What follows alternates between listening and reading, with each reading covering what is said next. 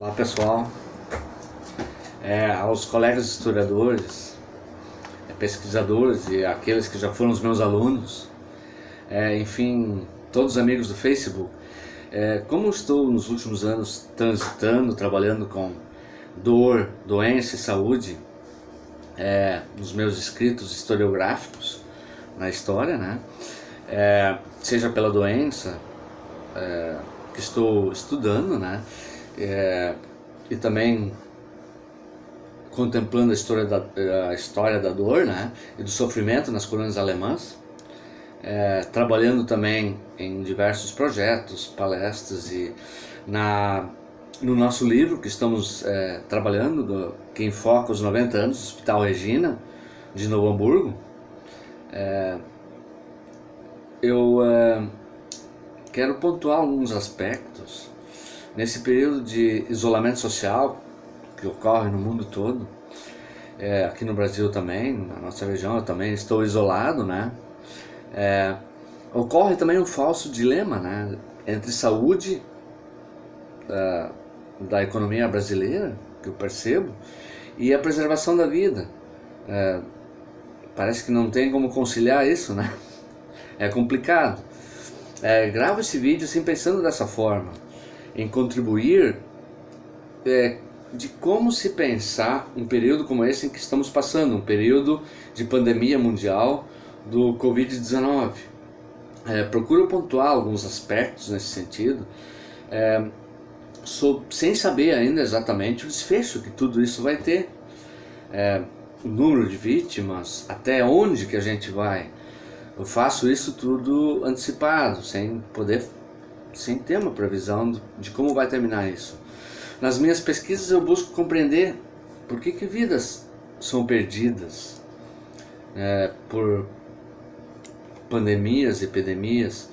Elas sempre estiveram presentes em algum momento ou outro na história, da história da humanidade, né? História global, fazendo um número, algumas vezes ínfimo, outras vezes um número muito grande de vítimas, principalmente a sua capacidade de se disseminar. Lembro de duas delas, a peste negra, né, lá na Idade Média, no começo da Idade Média, e a gripe espanhola. A primeira delas, a peste negra, ocorreu nos anos de 1300, principalmente ela veio do Oriente para a Europa, onde teria matado 30% da população da época. Ao todo teriam sido 200 milhões de vítimas.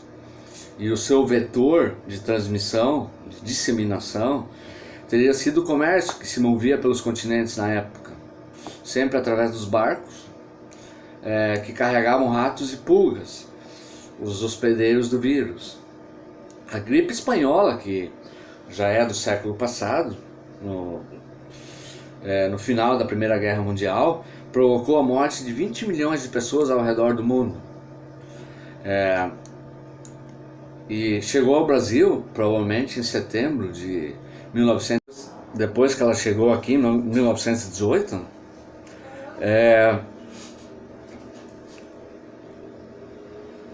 havia dúvidas, muitas dúvidas na época, assim, o que fazer para combater, porque não havia nada assim, nenhuma vacina, medicamentos assim apropriados para ela, e muita teimosia, porque não se acatava a ordem do serviço sanitário de ficar em casa, de não se expor.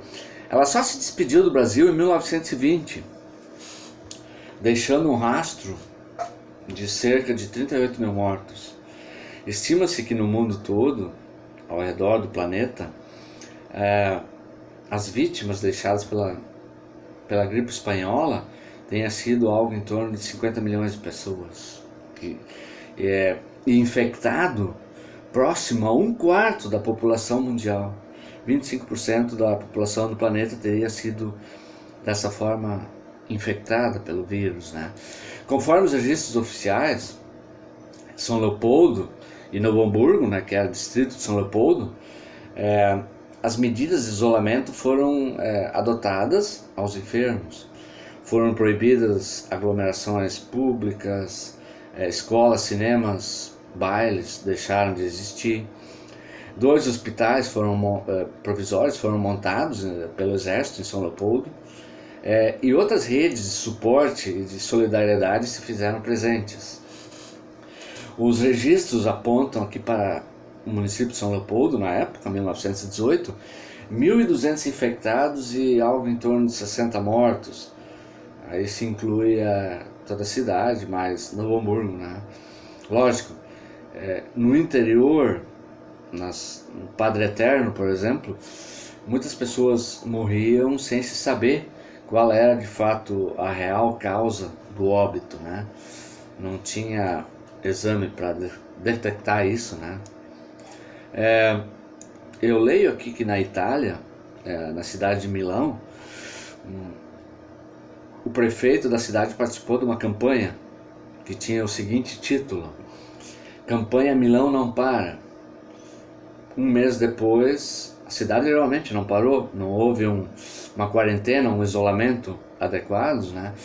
E hoje, passado um mês depois dessa campanha, a cidade está com 5.000 mortos pela Covid-19. Ao prefeito que apoiou essa iniciativa, a ele só restou pedir desculpas. Eu penso que a reclusão por um momento determinado seja necessária, porque para se montar estruturas para atender a demanda, a gente precisa de leitos de UTI, melhorar o sistema de saúde, precisa de muita coisa. Os governos de outros países estão fazendo isso, se preparando equipes médicas, equipes de enfermagem, produzindo respiradores, ventiladores, leitos de UTI, máscaras, equipamento de EPI. Tudo isso demanda um tempinho. E nesse meio tempo eu acho que de repente a população podia ficar um pouco mais reclusa, né? Para logo na sequência voltar a produzir, movimentar, girar as fábricas, as indústrias. Porque não podemos ficar para sempre sem uma luz no fim do túnel, né? As pandemias e as epidemias, por onde passaram, sempre cobraram esse preço alto, sempre trouxeram e trazem à tona algumas questões, como revoltas, desconfiança da população em relação aos seus governantes, em relação aos médicos, à ciência. Até a ciência é questionada, né?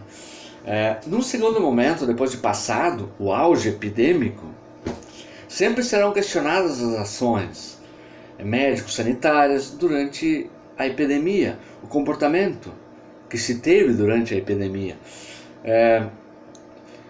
Quando o cenário da epidemia foi péssimo, um cenário péssimo, assim, tipo o cenário italiano que a gente tem hoje, né, com muitas mortes, muitas baixas, muitas perdas,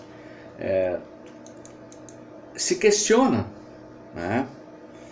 Se questiona se talvez as quarentenas não poderiam ter sido mais severas, e que de repente não possa ter havido uma vigilância, assim, teria que ter sido mais dura, mais isolamento, mais quarentenas. Isso tudo é questionado. Mas quando a doença chega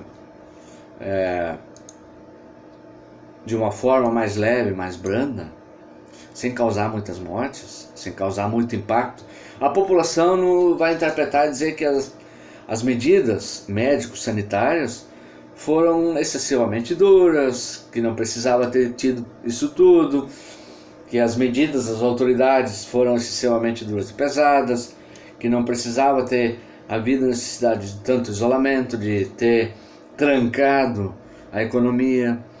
Me refiro principalmente aos isolamentos e às quarentenas, né? Logicamente, diante desses quadros de pandemia e epidemias, sempre teremos perdas. Isso é algo notório, faz parte, né? Vidas vão ser interrompidas, vai ter perdas econômicas, medo, temor quanto ao futuro, não sabemos o que vai acontecer. Assim como em 1918 não havia medicamentos apropriados e nem vacina para o combate da febre espanhola, que era uma novidade, tudo era precário. Nesse momento também não temos nada. A ciência está revivendo um lado primitivo e obscuro, enquanto busca encontrar a cura. Infelizmente é isso que está acontecendo. Obrigado.